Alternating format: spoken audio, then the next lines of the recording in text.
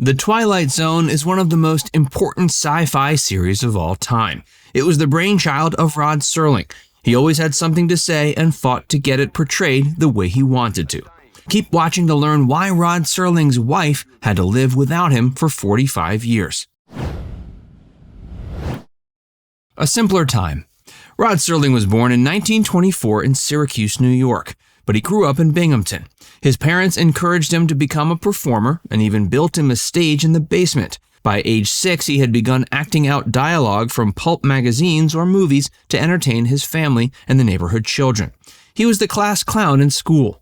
Most teachers weren't interested in working with him, but his 7th grade English teacher, Helen Foley, suggested he join the debate team. He thrived and was the speaker at his high school graduation. He began to write for the school newspaper and become an activist. He was also a tennis and table tennis player, but the football team thought he was too short to join.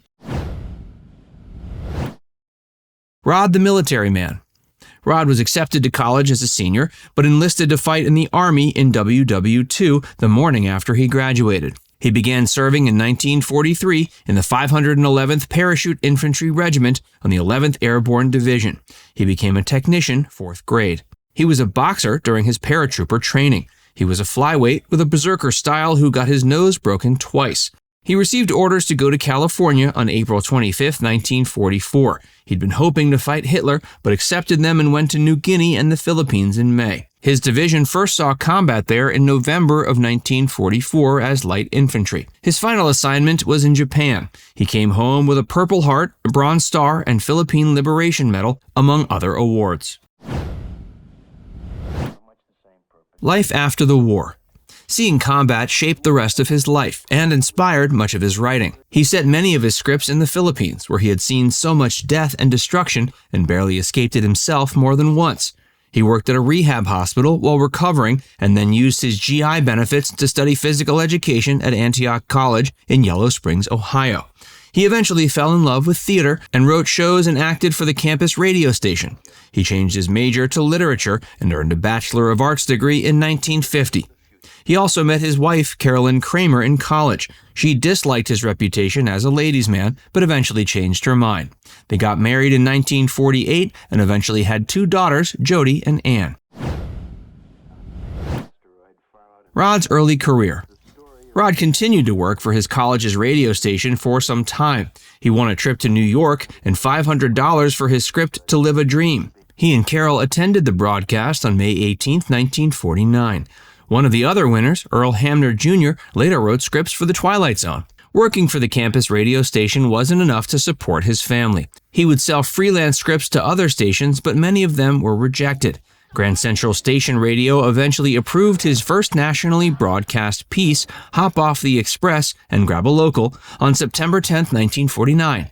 He managed to become a professional writer after that, earning $75 a week writing for WLW Radio in Cincinnati. He also sold a radio show called Adventure Express in February 1951.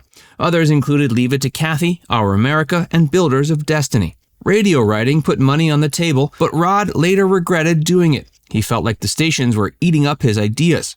He also realized that radio was dying in the 50s, and his wife said he got into television at exactly the right time. He began writing for WKRC-TV, creating ads and scripts for a show called The Storm. He continued his education and tried to write, but got 40 rejections in his early years. He hired an agent named Blanche Gaines and began rewriting radio scripts for TV.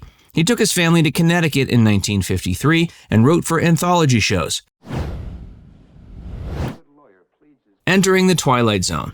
Rod's early work was popular but often censored, and that began his dream of creating something of his own. The Twilight Zone premiered on October 2, 1959. He wanted complete control and hired his own scriptwriters, Richard Matheson and Charles Beaumont. Rod used his experiences for most of the scripts, creating boxers, soldiers, pilots, and other characters he could relate to. The episodes were like science fiction fables that always had a moral message. The Twilight Zone lasted 156 episodes, 92 of which Rod wrote himself. 3 seasons had 30-minute-long episodes, and the final 2 had hour-long. Rod was tired of the show by 1964 and decided to cancel it. He sold the rights to CBS. His wife thought this was an effort to keep his own production company, Cayuga Productions, from going bankrupt, producing the often over-budget episodes. The Twilight Zone movie came out in 1983 and featured a small cameo from his wife. There was an attempt at revival shows in 1985 and 2019, but none were as successful as the original. Life after leaving the Twilight Zone. Rod began to smoke 3 to 4 packs of cigarettes a day.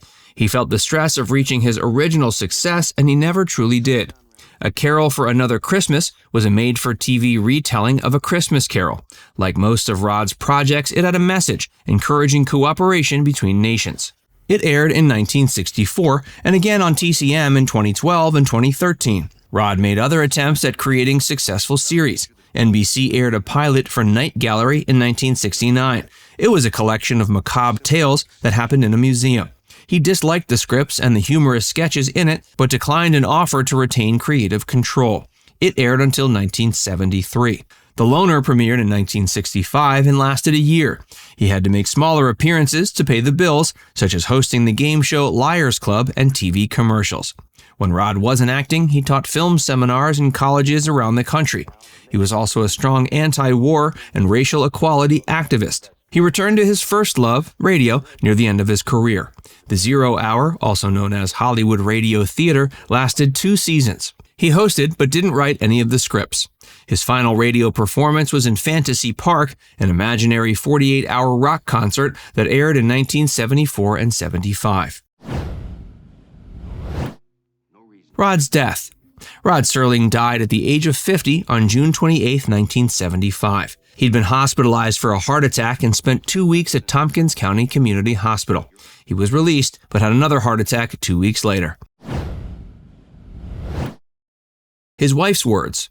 Carolyn Kramer Serling died at age 90 on January 9, 2020. She was buried next to her husband. She gave a thorough interview with Bob Rosenbaum about what life with Rod was really like. The family did everything they could to maintain a normal home life for themselves and their daughters. Rod worked heavily in the winter, but they spent the summers in their second home in Cayuga Lake. He always had his typewriter with him and was always thinking, but he managed to relax while on the boat. She also says he had idyllic memories of his childhood, a theme that appears throughout the Twilight Zone. He'd return to his hometown of Binghamton often to relive them.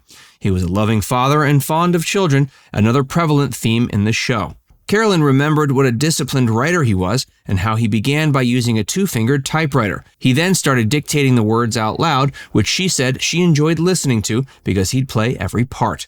She can't remember when he first began to develop what would become the Twilight Zone, but she does remember how important it was for him to retain creative control over it. She always knew the severities of his injuries from the war. His knee gave out constantly, and she could hear it snap and then a banging sound when he would fall down the stairs. She believes he could have collected disability pay all his life. She also described the first time he had a heart attack. He was pushing a rototiller in the yard and later joked that he wished it was a more dramatic story. She also notes that Rod was a strong activist all his life. He said the ultimate obscenity was not feeling. Throughout her life, Carolyn has found new ways to continue her husband's legacy, such as publishing the Twilight Zone magazine. She believes the cult status of the show would amaze Rod. Now it's time to hear from you. Were you a fan of the Twilight Zone? What's your favorite episode? Let us know in the comments section below.